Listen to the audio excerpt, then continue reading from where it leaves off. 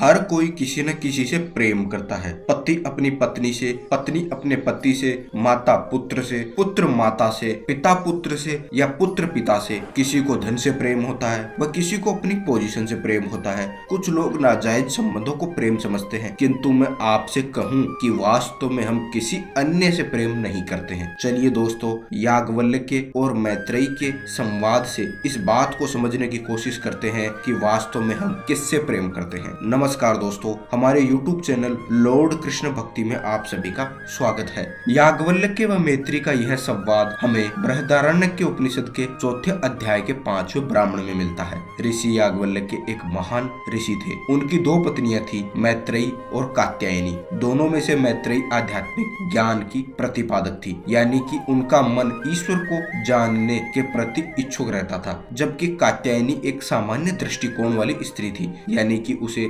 सांसारिक व भौतिक चीजों से प्रेम था। एक बार जब याज्ञवल्क्य ने इच्छा की कि अब उन्हें जीवन के अगले आश्रम यानी गृहस्थ आश्रम को छोड़कर वानप्रस्थ आश्रम में चले जाना चाहिए, तो उन्होंने अपनी पत्नी मैत्रेयी से कहा कि मैत्रेयी, मैंने दृढ़ता से इस गृहस्थ जीवन को त्यागने और वैरागी जीवन अपनाने का फैसला किया है। मैं तुम्हारे और कात्यायनी के बीच संपत्ति का बंटवारा करके अब वैरागी जीवन जीना चाहता हूँ। कात्यायनी इस बात पर सहमत हो जाती है, किंतु मैत्रेयी ने कहा कि हे प्रिय, जब सारी पृथ्वी अपनी पूरी धन संपदा के साथ मेरी हो जाए तो क्या मैं इस धन संपदा के माध्यम से अमर हो जाऊंगी? तब याज्ञवल्क्य कहते हैं कि नहीं मैत्रेयी, किंतु तुम अमीर लोगों की तरह जीवन जी सकती हो, यद्यपि धन के माध्यम से अमरता को प्राप्त करने की कोई आशा नहीं है। तब मैत्रेयी कहती है कि तब मैं इन सब का क्या करूंगी जिससे मैं अमर नहीं हो सकती? वास्तव में हे प्रिय, आप मुझे वह बताओ जिसको आप अमरता प्राप्त करने का साधन मानते हैं। तब याज्ञवल्क्य ने कहा कि हे मैत्रेयी, तुम मुझे पहले भी बहुत प्रिय थी, किंतु अब यानी यह प्रश्न करने के बाद तुम्हारी प्रियता मेरे मन में और बढ़ गई है। इसलिए हे प्रिय, यदि तुम चाहो तो मैं तुम्हें यह सब समझा सकता हूँ, परंतु मैं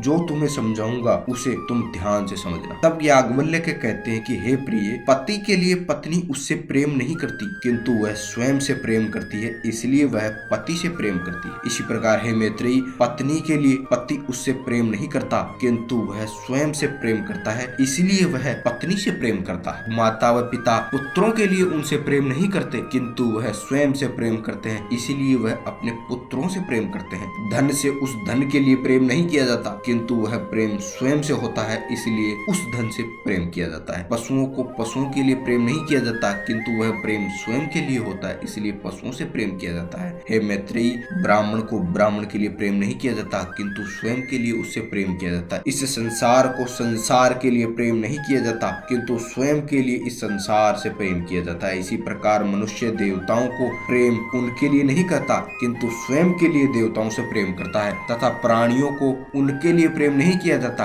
किंतु स्वयं के लिए उनसे प्रेम किया जाता है। इसी प्रकार याज्ञवल्क्य और मैत्रेयी के इस संवाद से हमें यह ज्ञात होता है कि मनुष्य केवल स्वयं के लिए ही किसी दूसरे से प्रेम करता है, और जब हम वास्तव में हमारे अंतर मन में इस बात पर विचार करते हैं तो हम पाते हैं कि हम केवल स्वयं से ही प्रेम करते हैं, किसी अन्य से नहीं। दोस्तों, अगर हमारा वीडियो अच्छा लगा हो तो लाइक, शेयर एंड सब्सक्राइब कीजिए।